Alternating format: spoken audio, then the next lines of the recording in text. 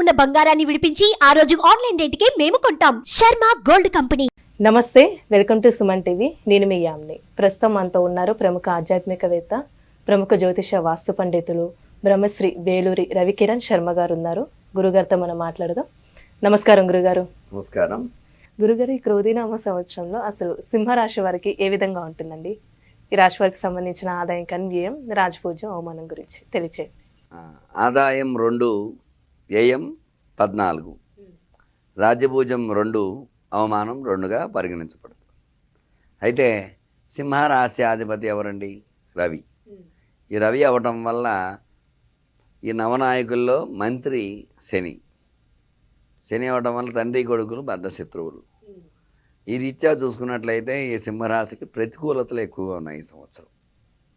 వాళ్ళు చదువుకునే చదువులు, విద్యందు ఆసక్తి లేకపోవడం. చదువులకు అధిపతి రవి.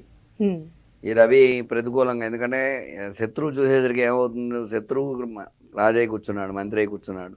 అటువంటిప్పుడు ఏమవుతుంది, కింద వాళ్ళ మీద అథారిటీ చలాయించాలి అనేటువంటి ఆ వ్యపోహంలో ఉంటూ ఉంటారు. అందువల్ల ఎప్పుడైతే ఈ రవి విద్యలకు అధిపతి అయినప్పటికీ కూడా శని మంత్రి అవ్వటం వల్ల గెలవనివ్వకుండా చూస్తాడు ఎక్కువగా. దానివల్ల చదువుకునే పిల్లలకి ఆటల మీద ఆసక్తి కలగడము, మిగతా ఆటలు అవన్నీ ఆడటము, చదువు మీద కొంచెం జ్ఞాపక శక్తి తగ్గడము, చదివింది మర్చిపోవటము, పరీక్ష ఉత్తీర్ణత అది అనుకున్న రీతిలో ఉత్తీర్ణత కాకపోవటము, ఇట్లాంటి సమస్యలు వస్తూ ఉంటాయి విద్యార్థులకి. ఉద్యోగస్తులు, ఉద్యోగ ప్రయత్నం చేసే వాళ్ళకి, సింహరాశి వారికి అసలు మామూలుగానే సింహరాశి అంటేనే సింహ స్వప్నం అంటాం. ఏదైనా సింహంలా ఉండాలా అని అంటారు. సింహంతో చాలామంది పోల్చుకుంటూ ఉంటారు. కానీ అటువంటిది ఈ సంవత్సరం సింహరాశి వారికి ప్రతికూలతలే ఉన్నాయి. కొంచెం జాగ్రత్త వహించాలి. ఉద్యోగ విషయంలో డిమోషన్స్ రావటం, అనుకున్న ప్రయత్నాలు చేస్తూ ఉంటారు, సరిగా అవ్వకపోవడం, ప్రమోషన్స్ లేకపోవటము, ఉద్యోగ ప్రయత్నాలు సఫలీకృతం కాకపోవటము, విదేశాల ప్రయత్నం చేసేవాళ్ళు విదేశాలు వెళ్ళలేకపోవటము, ఇట్లాంటి సమస్యలన్నీ వస్తూ ఉంటాయి. వివాహపరంగా చూసుకున్నట్లయితే ఈ యొక్క రాహు అనుకూలత లేకపోవటము, తర్వాత గురువు అనుకూలత లేకపోవటము, ఇట్లాంటివన్నీ ఉండడం వల్ల కొన్ని ఇబ్బందులు వస్తున్నాయి అన్నమాట. అయితే మొత్తం మీద చూసుకున్నట్లయితే ఈ రాశి వారికి వివాహ అనుకూలతలు ఒక 40% మాత్రం అనుకూలతలు ఉన్నాయి. 60% సంవత్సర పాలనలో చూసుకున్నట్లయితే ప్రతికూలతలు ఉన్నాయి. ఇప్పుడు భార్యాభర్తల మధ్య సంబంధం కానీ సంతాన పరంగా చూసుకుంటే అండి ఎలా ఉంటుంది అసలు? సంతాన పరంగా చూసుకున్నట్లయితే ఈ యొక్క అధిపతి మంత్రి శని అవటం వల్ల ప్రతికూలతలే ఎక్కువగా ఉన్నాయి. ఒక 30% అయితే శుభవార్తలు వింటారు, 70% ప్రతికూల యోగాలు ఉన్నాయి. అట్లా సంతానం సమస్యలు ఎదురు చూసే వాళ్ళకి నిరాశాజనకంగానే ఉంటుంది. ఆశాజనకంగా అయితే ఎక్కువగా లేదు. ఒక 30% అయితే అనుకూలతలు ఉన్నాయి. వ్యవసాయం ఎలా ఉంటుందండి అసలు? వ్యవసాయ పరంగా చూసుకున్నట్లయితే వ్యవసాయం కూడా ప్రతికూలతలే ఉన్నాయి, అనుకూలతలు తక్కువగా ఉన్నాయి. వీళ్ళు సమయానికి పంట చేతికి నోటి దాకా వస్తుంది, మనకి వస్తుంది, రూపాయి వస్తుంది అనే సమయంలో ఏదో అకాల వర్షం పట్టము, ఇబ్బంది పట్టడం, ఇట్లాంటి సమస్యలతో ఈ రాశిలో ఉండే వాళ్ళు ఇబ్బందులు పడుతూ ఉంటారు.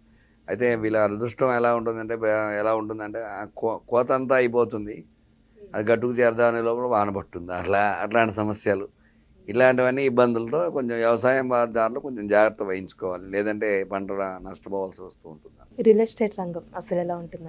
రియల్ ఎస్టేట్ పరంగా చూసుకున్నట్లయితే ప్రతికూల యోగాలే ఉన్నాయి, అనుకూలతలు తక్కువగా ఉన్నాయి. ఒక 20% అయితే మాత్రమే వీళ్ళు అమ్మగలుగుతారు.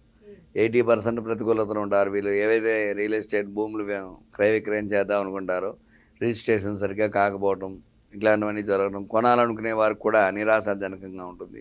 ప్రయత్నం చేస్తూ ఉంటారు, కానీ ప్రయత్నం సఫలీకృతం కాకపోవటం, ఇబ్బందులు కలగడం, ఇల్లు కానీ కట్టాలనుకున్న, ఒకవేళ స్థలం కొనాలనుకున్నా కొనలేకపోవటం, ఆ సమయానికి డబ్బు చేతికి రాకపోవడం, ఇట్లాంటి ఇబ్బందులు అన్నీ ఎదుర్కోవాల్సి వస్తుంది అన్నమాట రియల్ ఎస్టేట్ పరంగా. స్టాక్ మార్కెట్ ఎలా ఉంటుందండి? పెట్టుబడులు పెట్టాలనుకుంటున్న వాళ్ళకి స్టాక్ మార్కెట్ పరంగా ఈ రవి అధిపతి అవ్వడం వల్ల కొన్ని ప్రతికూలతలు ఉన్నాయి. దీంట్లో కూడా ఏమిటంటే పెట్టుబడి పెట్టిన స్టాక్ మార్కెట్ షేర్లు పడిపోవటం, షేర్గా అంటే లాభం వస్తుంది అని షేర్లు పెడుతూ ఉంటారు, అది ఏమిటంటే అనుకున్న దానికి రివర్స్ అవ్వటం, అట్లాంటి ఇబ్బందులు చవి చూడవలసి వస్తుంది. ఈ సింహరాశి వారు స్టాక్ మార్కెట్లో పెట్టే ముందు ఆలోచించి జాగ్రత్తగా పెట్టుకోవాలి, లేదంటే మాత్రం ఖచ్చితంగా నష్టపోవాల్సి వస్తుంది అన్నమాట. ఇప్పుడు రాజకీయ రంగం కానీ సినిమా పరిశ్రమకి సంబంధించండి ఈ సంవత్సరంలో ఎలా ఉంటుంది అసలు? రాజకీయ పరంగా సినిమా రంగంగా ఎలా ఉంటుందంటే ఈ సినీ పరిశ్రమ ప్రతికూలతలే ఉన్నాయి. ఎందుకంటే రవి అధిపతి అవ్వడం వల్ల, శని మంత్రి అవ్వడం వల్ల, శని రవులకి శత్రుత్వం ఉండడం వల్ల ఏమిటంటే అండర్స్టాండింగ్ తక్కువగా ఉంటుంది సినీ రంగంగా. ఎందుకంటే డైరెక్టర్స్ చెప్పినట్టుగా హీరో చేస్తున్నప్పటికీ కూడా ప్రజాదరణ పొందడానికి ఆస్కారం తక్కువగా ఉంటుంది. ఎందువల్లంటే హిట్ అవుతుంది అనే సినిమా ఫ్లాప్ అవటం ఇట్లాంటి అవకాశాలు ఎక్కువగా చూడవలసి వస్తుంది.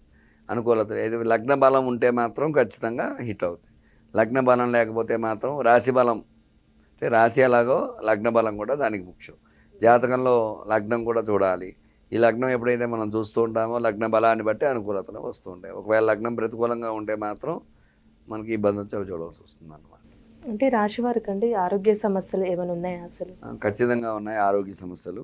ఈ రాశివారు తగు జాగ్రత్త తీసుకోవటం చాలా మంచిది. ఎందువల్ల అంటే గ్రహానుకూలత వీళ్ళకి తక్కువగా ఉంది. గ్రహానుకూలత లేకపోవడం వల్ల వీళ్ళకి కళ్ళకు సంబంధించిన వ్యాధులు, నేత్ర సంబంధమైన వ్యాధులు అట్లాంటివన్నీ వస్తూ ఉంటాయి. అలాగే హార్ట్, గుండెకు సంబంధించిన వ్యాధులు అలాంటివి వస్తూ ఉంటాయి. కొంచెం జాగ్రత్త వహించాల్సి. అంటే రాశి వారికి ఎలాంటి పరిహారం చేసుకోవాలండి ఈ సంవత్సరం అంతా? ఈ రాశి వారికి శనివార నియమాలు పాటించడం. ఎందువల్లంటే తండ్రి అయినప్పటికీ కూడా రవి అధిపతి అయిన అవడం వల్ల శని ప్రతికూలంగా ఉంటాడు కాబట్టి శనివార నియమాలు పాటించడం ద్వారా శని అనుకూలత అది వస్తుంది. అలాగే రాహు అనుకూలత కాలేడు. రాహు అనుకూలత లేకపోవడం వల్ల రాహు పూజ చేసుకోవటం, శని రాహులకు జపాలు, తర్పణ, హోమాలు చేయడం ద్వారా, దానాలు ఇవ్వటం ద్వారా ఈ శని రాహుల అనుకూలత కలిగి ప్రతికూలతల నుంచి బయటపడే యోగం ఉంటుంది. ఈ పరంగా చూసుకున్నట్లయితే ఈ రాశివారు ఈ సమస్య నుంచి బయటపడి వాళ్ళు అనుకున్నవి నెరవేర్చుకునే అవకాశాలు ఎక్కువగా ఉంటాయి అన్నమాట. చాలా చక్కగా తెలియజేశారండి. ధన్యవాదాలు. ధన్యవాదాలు.